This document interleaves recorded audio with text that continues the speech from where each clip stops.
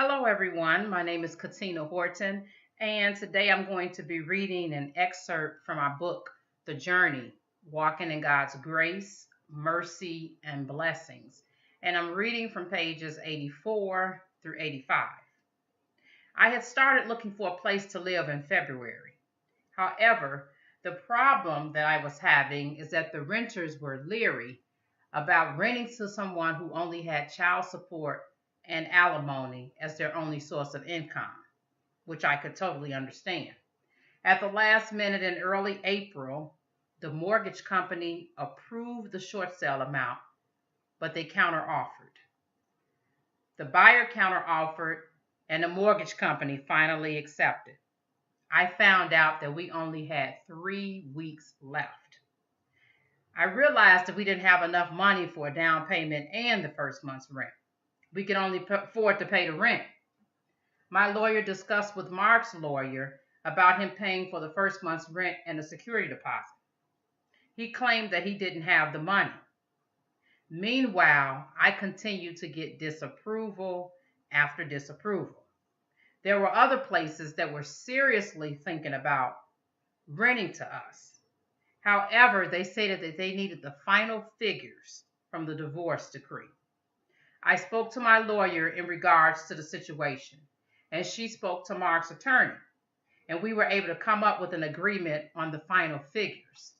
However, it involved me taking a $500 decrease in the maintenance support that I was supposed to receive by law. I didn't want to do this because I knew that I would need all of the money that I could get in order to support myself and my children. However, we were in an emergency status as far as trying to find somewhere to live, and we had to have the final figures agreed upon. This was definitely a God moment as well, because if it wasn't such an urgency for us to do this, the divorce could have easily gone on another year or two. I spoke to my therapist at the next session, and she gave me a list of places in the northern suburbs that I could call if I didn't have the money for the first month's rent and security deposit. Faith and I took the bus to the first location. After waiting for about an hour, I spoke to the one lady who ended up having a supervisor to come in.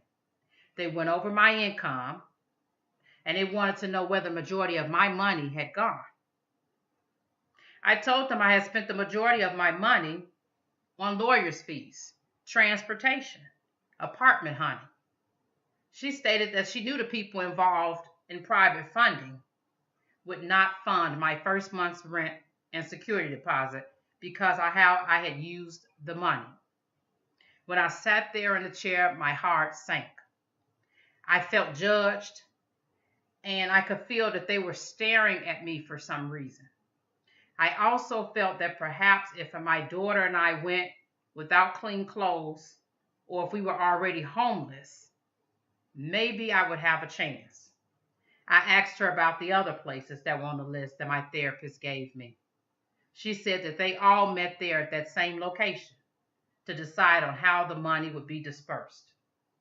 We were about to leave her office when she stated that we could receive some free food that day. She gave me a paper to sign for the food, basically stating that they would not be responsible if we got sick. We were given about 3 bags of food. As we stood there at the bus stop, we began looking through the bags.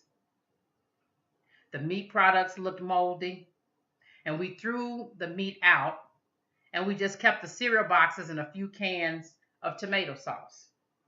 I thought the situation that this company put us through was pretty sad. My mother-in-law called me and stated that her and another family member could give me the first month's rent and security deposit, and that way the kids and I wouldn't have to be homeless or live in a hotel.